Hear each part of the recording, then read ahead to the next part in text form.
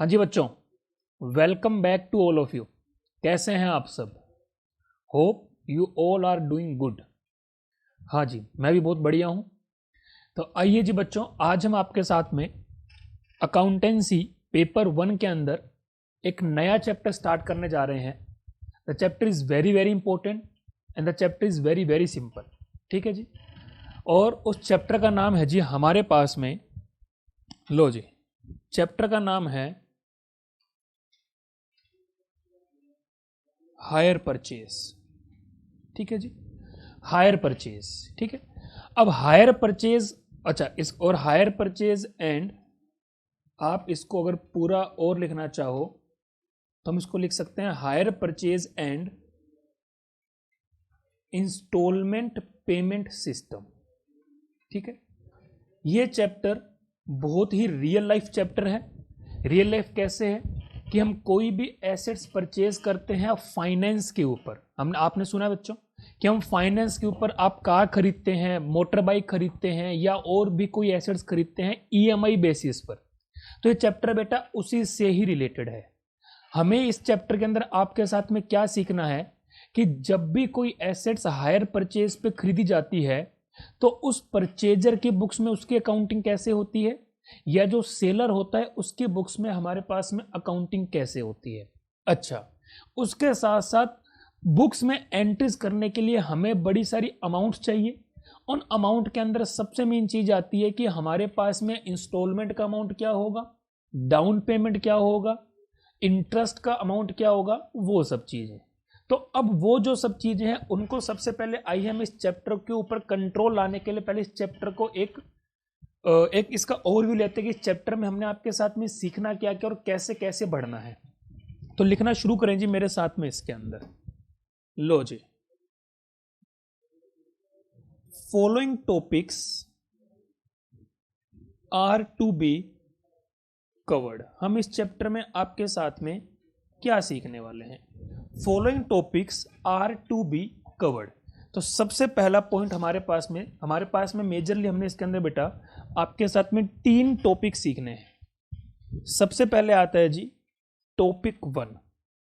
Topic 1 आता है calculation of installment, calculation of instalment, interest and cash price.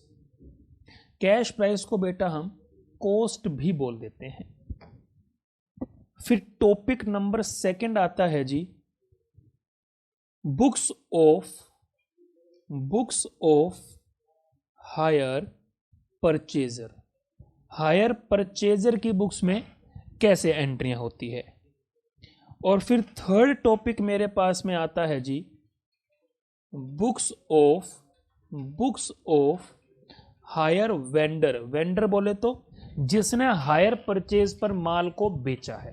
ठीक है, तो आइए जी सबसे पहले हम आपके साथ में स्टार्ट करते हैं टॉपिक नंबर 1। टॉपिक नंबर 1 क्या है जी? Calculation of instalment, interest and cash price या कॉस्ट। ठीक है जी। अब ये जो हमारे पास में टॉपिक है calculation of installment, calculation of interest, calculation of cash price, इस टॉपिक को हमने आगे फिर से 3 भागों में बांटा। और ये जो 3 भाग मैंने बांटा, ये 3 टाइप मैं बता रहा हूं, these all are the 3 types of question. कि हमारे पास में 3 तरह के क्वेश्चन आते हैं। सबसे पहले type 1 where installment and interest are to be calculated. पहला क्या टाइप आ सकता है कि क्वेश्चन में कहेगा जी इंस्टॉलमेंट के अमाउंट बताओ और उसमें इंटरेस्ट कितना है वो बताओ। सेकंड टाइप का क्वेश्चन आता है वेयर कॉस्ट प्राइस या मैं बोलूं cash price is to be calculated. हमें क्या निकालना पड़े, कॉस्ट या कैश प्राइस। और टाइप सी आता है मेरे पास में where interest is to be calculated, where interest is to be calculated. Sir यहां पर भी इंटरेस्ट निकालना था, यहां पर भी इंटरेस्ट निकालना है, दोनों में फर्क क्या हुआ? यहां पर विदाउट इंटरेस्ट रेट होगा, हमें इंटरेस्ट तो निकालना है बट क्वेश्चन में इंटरेस्ट रेट गिवन नहीं है। यहां तक जब हम पहुंचेंगे तो आपको पता चलेगा कि इंटरेस्ट रेट की इंपॉर्टेंस क्या होती है, और बिना इंटरेस्ट रेट दिए आपको इंटरेस्ट की कैलकुलेशन करनी है। बाप रे बाप, चलो कोई बात नहीं, आगे बढ़ते हैं। लो जी, अब इसके अंदर हम शुरू करते हैं आपके साथ में। सबसे पहले हेडिंग लिखेंगे टाइप ए, कि ए टाइप के क्वेश्चन हम कैसे करेंगे आपके साथ में। Where installment and interest are to be calculated, जब हमें इंस्टॉलमेंट एंड इंटरेस्ट निकाल करके बताना हो, ठीक है जी। और मजे की बात है, इसमें इंटरेस्ट रेट जो है वो गिवन है, इंटरेस्ट रेट इज गिवन। ये इसमें मुद्दे की बात है कि हमें इंटरेस्ट की रेट बेटा दी गई है, ठीक है जी। लिखें जी, इसके अंदर लिखेंगे whenever installment are to be calculated, then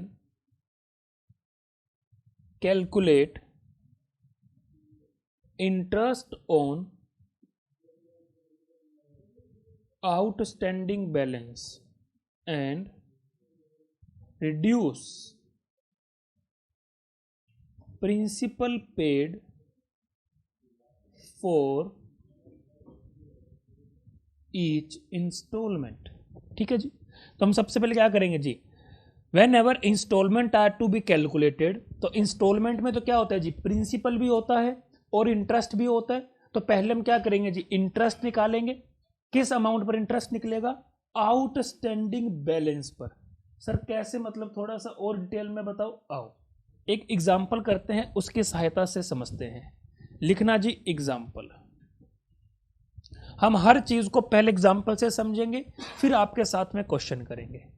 लिखना जी, cost of car, cost of car बोले तो कॉस्ट प्राइस, बोले तो cash price ₹4 lakh. Rate of interest है जी 10% per annum. Down payment ₹1 lakh and 3 equal annual instalment of principal. Principal कितना जी, 4 लाख था, 1 लाख रुपए का डाउन पेमेंट कर दिया, बाकी बचा 3 लाख, जिसको 3 इक्वल एनुअल इंस्टॉलमेंट में हमें पे करना है। Calculate the installment and interest. Calculate the installment बतानी है, इंस्टॉलमेंट का मतलब इंक्लूसिव ऑफ इंटरेस्ट, और इंटरेस्ट अलग से भी बताना है। तो जो इस तरह के क्वेश्चन होते हैं देखना बेटे, उनको हम सोल्व कैसे करते हैं, सॉल्यूशन, ठीक है जी। तो सबसे पहले तो यहां पे लिखेंगे जी कॉस्ट, इंस्टॉलमेंट और इंटरेस्ट, ठीक है जी। सबसे पहले मेरे पास में कॉस्ट कितने रुपए है जी, 4 लाख रुपए की कॉस्ट है मेरे पास में, ठीक है जी। 4 लाख रुपए के अंदर से सबसे पहले मैंने डाउन पेमेंट किया है, कितने रुपए जी, 1 लाख। डाउन पेमेंट कब होती है जी, वेरी फर्स्ट डे जो पेमेंट होती है वो डाउन पेमेंट होती है। बैलेंस कितना बचा जी, 3 लाख। 3 लाख में से मुझे 1-1 लाख रुपए पे करने हैं, और कब कब पे करना है, क्वेश्चन में बोला है एनुअल इंस्टॉलमेंट। एनुअल का मतलब क्या होगा जी, हर साल, हर 1 साल के बाद में पे करना है। तो इस 3 लाख की पहली पेमेंट कब होगी, 1 साल के बाद में। तो क्या पहले साल जो इंटरेस्ट लगेगा वो 3 लाख पर इंटरेस्ट लगेगा? तो जरा फटाफट से बताओ जी, 3 लाख पर कितना इंटरेस्ट लगेगा जी? बोलो जी। एट द रेट 10% के अकॉर्डिंग इंटरेस्ट लगेगा। 3 लाख का 10% आ गया जी 30,000। ठीक है जी। और इंस्टॉलमेंट कितने की बनेगी जी? क्वेश्चन ने बोला है इंस्टॉलमेंट जो पूछी आपसे उसमें 1 लाख रुपए तो प्रिंसिपल जाएगा प्लस 30,000 का ब्याज जाएगा। तो टोटल इंस्टॉलमेंट राशि कितनी बनी? 1,30,000। अच्छा, उसमें से मेरा प्रिंसिपल कितना कम हो गया जी? 1 लाख का। तो बैलेंस कितना बच गया जी? 2 लाख का। आगे जी बात समझ में?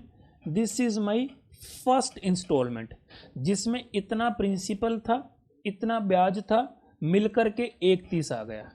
उसी प्रकार से अगले साल बोले तो दूसरे साल के एंड में एट द रेट 10% के अकॉर्डिंग फिर से ब्याज कितना लगा? 20,000। और इस बार ब्याज को जोड़ करके 1 लाख प्लस 20,000 टोटल आ गया जी 1,20,000। और फिर से प्रिंसिपल कितना कम हो गया जी? 1 लाख सेकेंड इंस्टॉलमेंट का। और बैलेंस कितना बच गया? Outstanding balance 1 lakh. ये 1 लाख का बैलेंस 1 साल तक, 3rd ईयर तक पूरा आउटस्टैंडिंग रहा। तो इस साल ब्याज कितना बन गया जी? इस साल ब्याज कितना बन गया? फिर से वही एट द रेट 10% के अकॉर्डिंग 10,000। ठीक है जी। और 10,000 के अंदर हमारे पास में इंस्टॉलमेंट कितनी बनेगी? 1 लाख का प्रिंसिपल, 10,000 का ब्याज, बोले तो 1,10,000। और यहाँ पे 3rd इंस्टॉलमेंट मेरे पास में पूरी हो गई 1 लाख की, बैलेंस बचा जी नील। लो बेटे, इस तरह से ढूंढ के निकाला हमने। अच्छा, यहाँ पर टोटल ब्याज कितना अगर आपसे पूछ ले तो ये आ गया जी 60,000। मेरा कैश प्राइस कितना था? 4 लाख। वो प्राइस जिसमें कैश प्राइस भी आ गया प्लस टोटल इंटरेस्ट भी आ गया, वो कितना है? 1, 2, 3। ठीक है जी। अच्छा, यहां पर इंस्टॉलमेंट कितनी थी? 1 लाख। अच्छा, इस पर तो कुछ ब्याज लगेगा ही नहीं क्योंकि पहले ही दिन ही पेमेंट हो गई है। तो ये भी एक तरह से इंस्टॉलमेंट ही ना। इंस्टॉलमेंट का मतलब क्या है? जो आपने पार्ट पेमेंट किया है। तो 1 लाख ये भी तो इंस्टॉलमेंट ही है 1 लाख। तो अगर मैं आपसे पूछूं total cash price plus total interest कितना आ गया? 4,60,000। इसको बेटा हम बोलते हैं HPP, बोले तो हायर परचेज प्राइस। अगर क्वेश्चन में आपसे HPP भी पूछ ले तो total of cash price plus total of interest is equals to HPP, hire purchase price. बोलो बेटा, इस पॉइंट में कोई दिक्कत है क्या किसी बच्चे को? क्लियर हो गया जी। तो अगर आपसे क्वेश्चन में इंटरेस्ट रेट दी गई हो और आपसे पूछे कि भैया बताइए इंस्टॉलमेंट कितनी और इंटरेस्ट कितना, तो बता देना। हर आउटस्टैंडिंग अमाउंट के ऊपर आप इंटरेस्ट निकालते रहना, बचेगा जो उस पर वो अगले साल फिर उस पर इंटरेस्ट लगेगा, फिर उसमें से जो प्रिंसिपल पे होगा फिर जो बचेगा फिर इंटरेस्ट लग गया। इंस्टॉलमेंट का प्रिंसिपल का पार्ट और इंटरेस्ट का पार्ट जुड़ करके इंस्टॉलमेंट बनेगी। That's it. बोलो जी, कोई दिक्कत है क्या? नहीं सर, इसमें भला कैसी दिक्कत? तो क्या फिर मैं आपको एक क्वेश्चन और कराऊं आपसे? हाँ सर कराओ। लो फिर एक क्वेश्चन और देखो। लो जी एग्जाम्पल,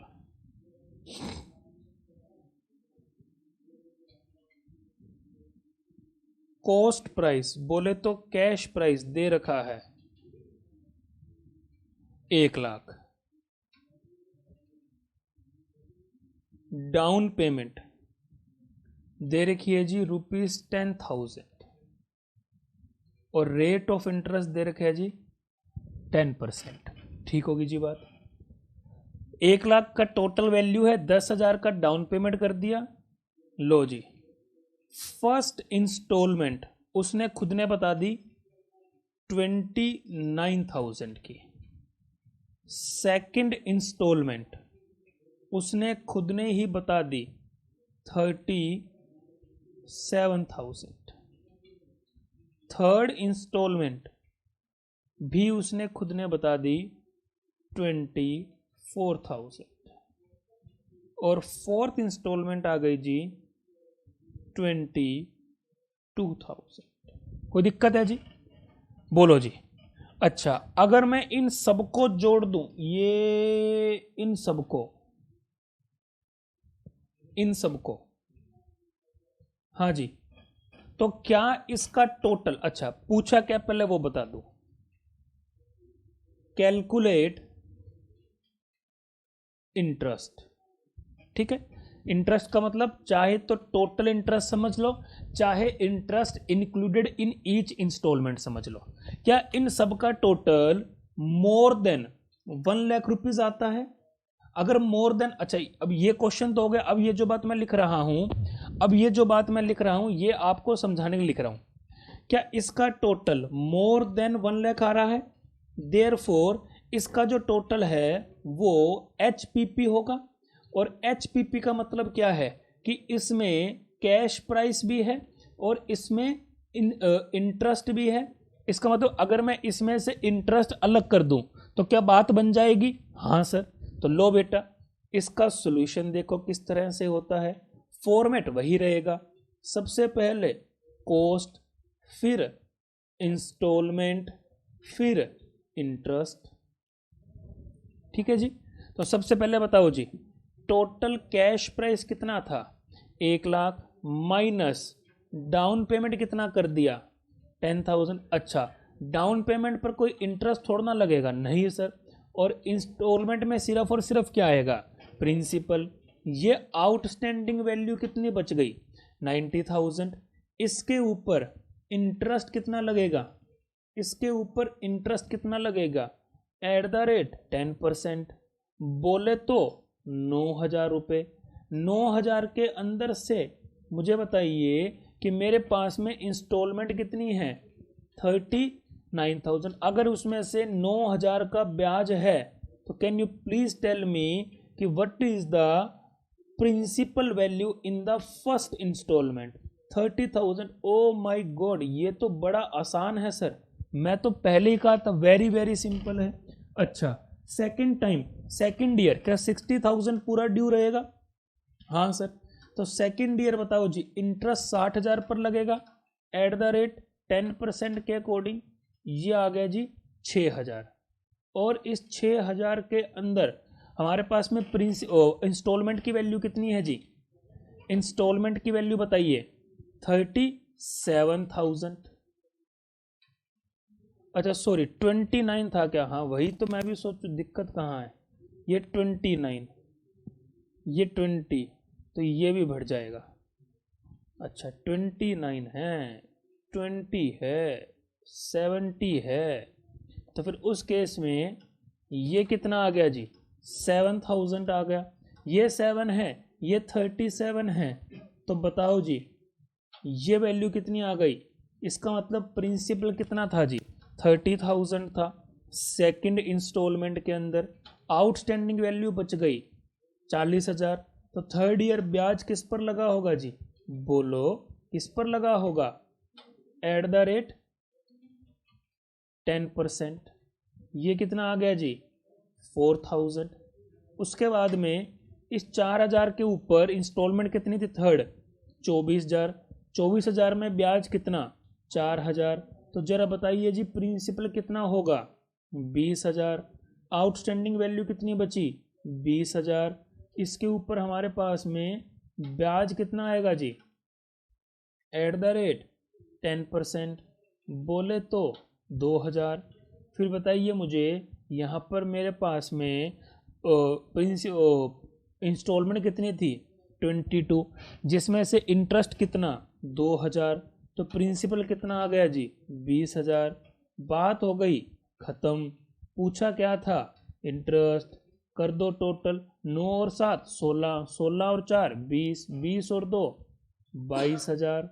और यही अगर वो आपसे पूछे कि बताइए एचपीपी कितना, तो 1 लाख तो कैश प्राइस था, ब्याज लग गया 22,000, टोटल आ गया जी 1,22,000, बोले तो HPP।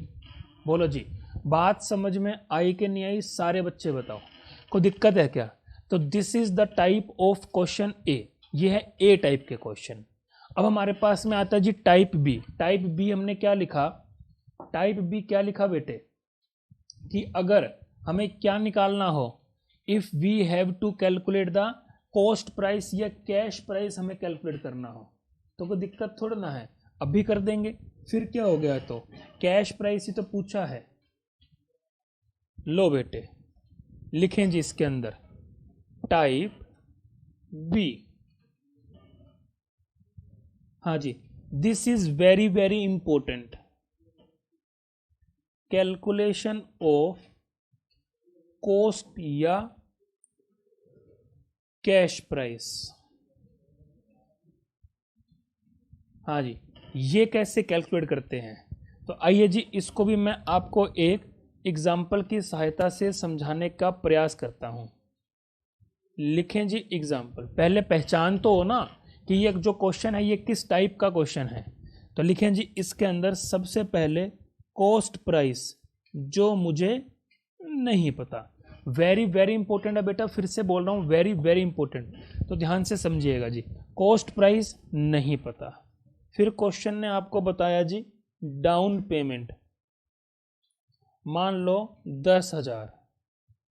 फिर आई जी फर्स्ट इंस्टॉलमेंट, फिर आई जी सेकंड, फिर आई जी थर्ड, और फिर आई जी फोर्थ। Installment installment installment.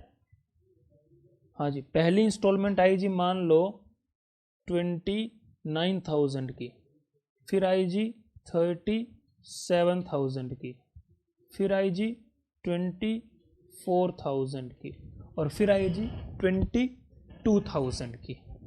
हाँ जी, रेट ऑफ इंटरेस्ट क्वेश्चन में गिवन है, जो है जी मेरे पास में 10%। पूछा क्या है?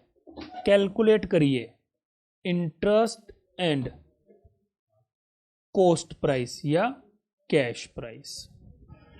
लो जी, अब बेटा एक बात बताओ, जब तक आपको कॉस्ट प्राइस नहीं पता, तो अब कईयों ने तो हल्ला मचाना शुरू कर दिया, कह रहे सर 1 लाख 1 लाख। अरे रुक जाओ ना, वो तो चलो बाई चांस मैंने पीछे वाले एग्जाम्पल से ही डेटा पिक कर लिया, तो आप मुझे बता रहे हो कि सर 1 लाख आएगी 1 लाख। अरे भाई ऐसे कैसे 1 लाख आएगी? आपको क्या पता 1 लाख आएगी?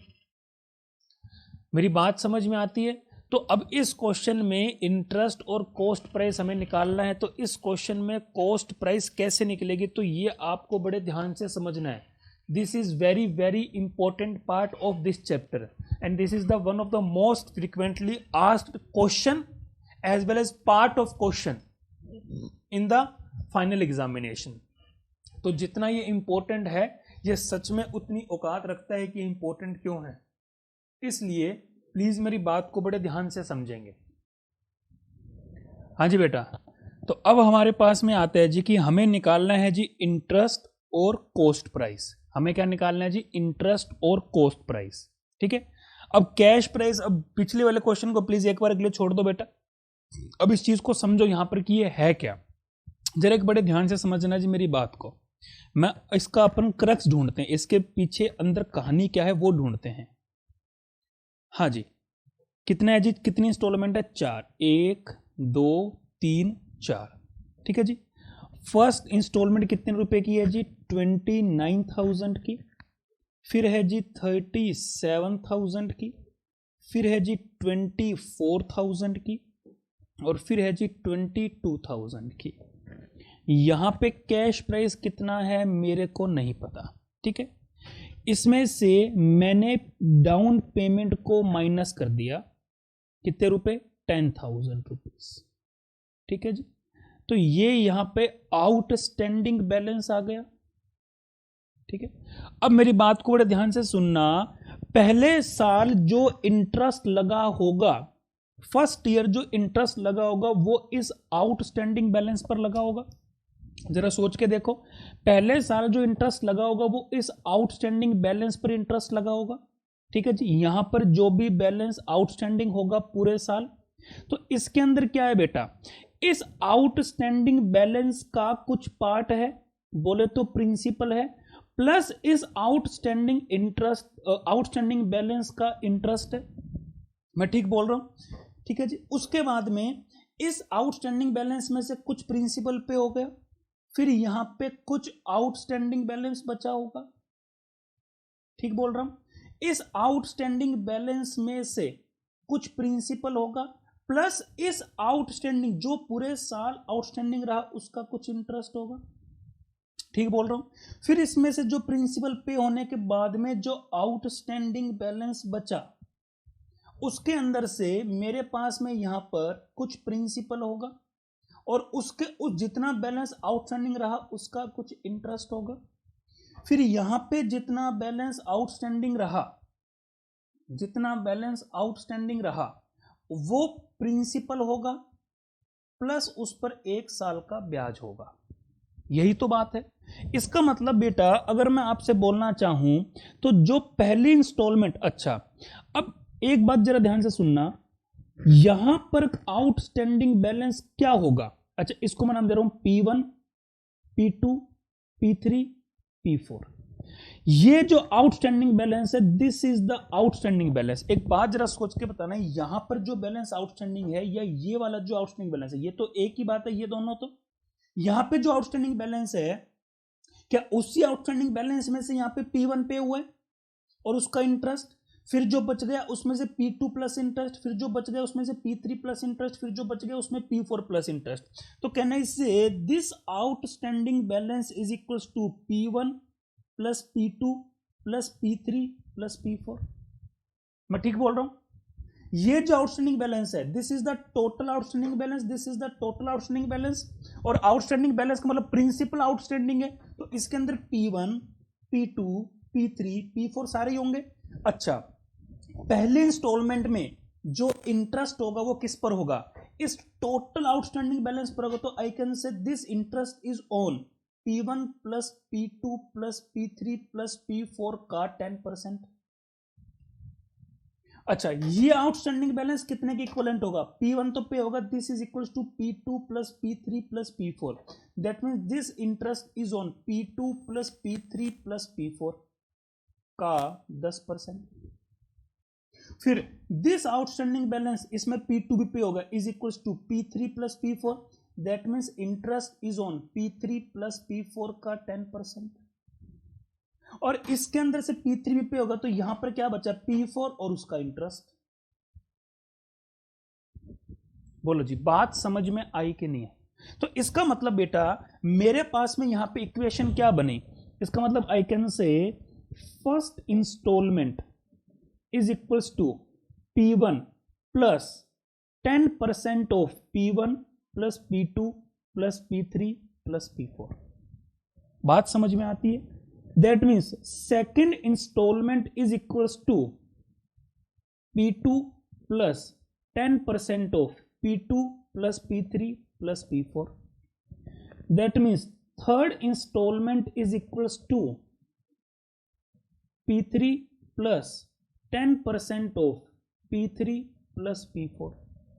And fourth installment is equals to P4 plus 10% of P4, क्योंकि आखिरी इंस्टॉलमेंट में क्या होगा? जितना बैलेंस आउटस्टैंडिंग है प्लस उस पर 1 साल का ब्याज। अब यहां पर जरा ध्यान से अगर आप देखें तो first equation that is equals to 29,000, that is equals to 37,000, this is equals to 24,000, this is equals to 22,000। तो अगर आप ध्यान से देखो बेटा, तो इस इक्वेशन के अंदर मेरे पास में कितने एलिमेंट ऐसे हैं जो अननोन है? बेटा मेरे को ना तो P1 पता, ना P2 पता, ना P3 पता, ना P4 पता। अगर आप ध्यान से देखें, इस इक्वेशन के अंदर मेरे पास में 3 अननोन एलिमेंट्स हैं। अच्छा, 4 एलिमेंट को सोल्व करने के लिए मैथ्स के अंदर मैट्रिक्स को यूज किया जाता है, जो हमें नहीं आती। 3 एलिमेंट को सोल्व करने के लिए भी मैट्रिक्स का यूज करना पड़ता है, जो हमें नहीं आती। अच्छा, दो एलिमेंट जो अनसोल्ड हैं, इसके अंदर P3 P4 नहीं पता, तो दो एलिमेंट को सोल्व करने के लिए हमारे पास में होती है क्वाड्रेटिक इक्वेशन। और क्वाड्रेटिक इक्वेशन की एक सबसे खास बात है कि क्वाड्रेटिक इक्वेशन को सोल्व करने की we are required at least 2 equation. भैया ये भी नहीं सोल्व हो सकता। यहां पर सिर्फ एक ही एलिमेंट अननोन है, और एक एलिमेंट को अननोन अगर होता है तो उसको सोल्व करने के लिए हमारे पास में होती है लीनियर इक्वेशन। लीनियर इक्वेशन को सोल्व करना बड़ा आसान है। अगर हम इसको सोल्व करना चाहें तो यहां पर अगर आप देखो तो क्या बनेगा, P4 plus 0.10 P4 is equal to 24,000। तो ये कितना आ गया जी, 1.1 P4 इज इक्वल टू 22,000। तो P4 की वैल्यू कितनी आ गई जी, 22,000 डिवाइड बाय 1.1, ये आ गया जी 20,000। बोलो जी, बात समझ में आई कि नहीं आई? सारे बच्चे बताओ, कोई दिक्कत है? अच्छा, अगर P4 की वैल्यू आ गई तो क्यों ना मैं P4 की वैल्यू को थर्ड इक्वेशन में रख दूं, तो मेरे पास में P3 plus 10% of P3 plus P4 मुझे पता लग गया 20,000 इज इक्वल टू 24,000। तो ये कितना आ गया जी, P3 plus 0.10 P3 plus 2,000 is equal to 24,000। तो 1.1 P3 कितना आ गया जी, 22,000। P3 की वैल्यू कितनी आ गई जी, 22,000 डिवाइड बाय 1.1, ये फिर से आ गई जी 20,000। अब P4 की वैल्यू भी है, P3 की वैल्यू भी आ गई, क्यों ना मैं इसको इक्वेशन 2 में और इसको भी इक्वेशन 2 में रख दूं। तो इसी तरह P2 की वैल्यू आ जाएगी, फिर P2 P3 P4 की वैल्यू इक्वेशन 1 में रख दूंगा तो मेरे पास में तीनों की वैल्यू आ जाएगी। लेकिन बेटा this method is very very long and time consuming method, तो हमें इस मेथड का कोई आसान सॉल्यूशन ढूंढना पड़ेगा। तो सबसे पहले तो हमें एक चीज तो यहां पे कंक्लूजन निकल गया कि भैया इस तरह के क्वेश्चन को सोल्व करने के लिए आपको लास्ट इक्वेशन से स्टार्ट करना पड़ेगा। यह बात तो कंफर्म होगी बेटा, लास्ट इक्वेशन से स्टार्ट करना पड़ेगा। इसका मतलब हमें फोर्थ इंस्टॉलमेंट से स्टार्ट करना पड़ेगा। अब फोर्थ इंस्टॉलमेंट जो है, जो कि P4 प्लस आई है, उसमें बताओ कितने इंस्टॉलमेंट का इंटरेस्ट है? सिर्फ और सिर्फ P4 का ही इंटरेस्ट है उसके अंदर। तो मुझे पता चल गया कि 22,000 में एक प्रिंसिपल है और एक ही इंटरेस्ट है। एक प्रिंसिपल है और एक ही इंटरेस्ट है। तो मैथ का नियम होता है बेटा, जैसा न्यूमरेटर वैसा डिनोमिनेटर, जैसा डिनोमिनेटर वैसे न्यूमरेटर। क्या इसमें एक प्रिंसिपल और एक इंटरेस्ट है? जी हां, तो 1.10। एक प्रिंसिपल 1 रुपए, उसका 10% इंटरेस्ट 10 पैसे, ये आ गया जी 20,000। अब जब हम थर्ड इंस्टॉलमेंट को कैलकुलेट करेंगे तो थर्ड इंस्टॉलमेंट कितने रुपए की है बेटा? 24,000 की। मुझे बताओ 24,000 में प्रिंसिपल कितना है? 1, लेकिन उसमें इंटरेस्ट जो है वो थर्ड इंस्टॉलमेंट का भी है, यानी कि इसमें जो इंटरेस्ट है बेटा, ये हमने ढूंढा था, इसमें P3 का इंटरेस्ट भी है।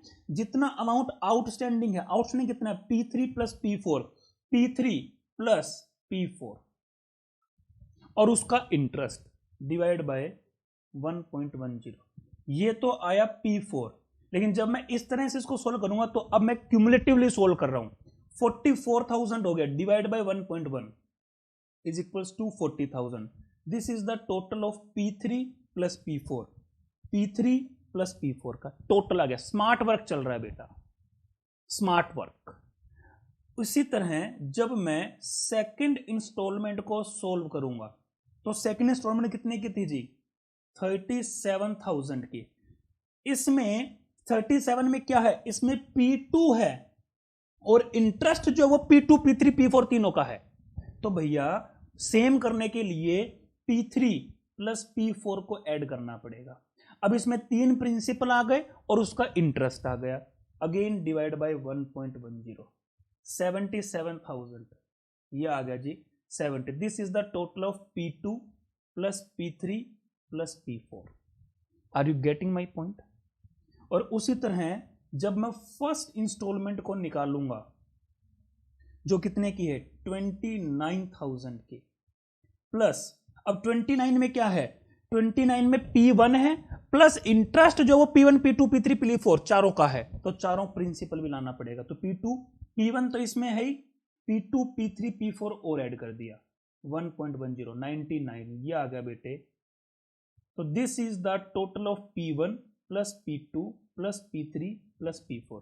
मुझे क्या ढूंढना है, कैश प्राइस। तो 90,000 में अगर मैं डाउन पेमेंट और ऐड कर दूं जो कितनी थी 10,000, तो ये 1 लाख मेरे पास में आ गया जी कैश प्राइस। कोई दिक्कत है क्या यहां तक की बात में? बोलो जी। अब क्वेश्चन में क्या पूछा था, इंटरेस्ट भी बताइए, तो इंटरेस्ट बता दो ना, क्या दिक्कत थोड़ा है। Total interest is equals to hire purchase price minus cash price. Hire purchase price क्या होगा जी, इन सब का टोटल कर लो। हाँ जी, इन सब का टोटल करेंगे तो ये आ गया जी, टोटल कर लो। हाँ जी, 10,000 plus 29,000 plus 37,000 plus 24,000 plus 22,000, 1,22,000 minus 1,00,000, total interest आ गया जी 22,000। और अगर इसके टुकड़े करने चाहो तो टुकड़े तो हो ही रखे हैं, कोई दिक्कत वाली बात ही नहीं है, टुकड़े तो हुए हुए हैं। हाँ जी, पहली इंस्टॉलमेंट में कितना इंटरेस्ट था 9,000, दूसरी में कितना है 7,000, तीसरी में कितना है 4,000, चौथी में कितना है 2,000, इनका भी टोटल करोगे तो भी 22,000 आएगा। बोलो जी बात। तो this is the final solution for exam. ये यहां पर तो जो मैंने महाभारत कराई, ये मैंने आपको डिटेल बताया कि ऐसा होता क्यों है। बोलो जी बात समझ में आई कि नहीं आई? क्या मैं आपको ऐसा सा एक एग्जांपल और कराऊं? हाँ सर, एक एग्जांपल और कराओ तो बातें और अच्छे से क्लियर होगी। लिखेंगे बेटा एक और एग्जांपल मेरे साथ में। हाँ जी, एक एग्जांपल और लिखेंगे तो इससे आपको बातें और अच्छे से क्लियर हो जाएगी सारी। लिखें जी,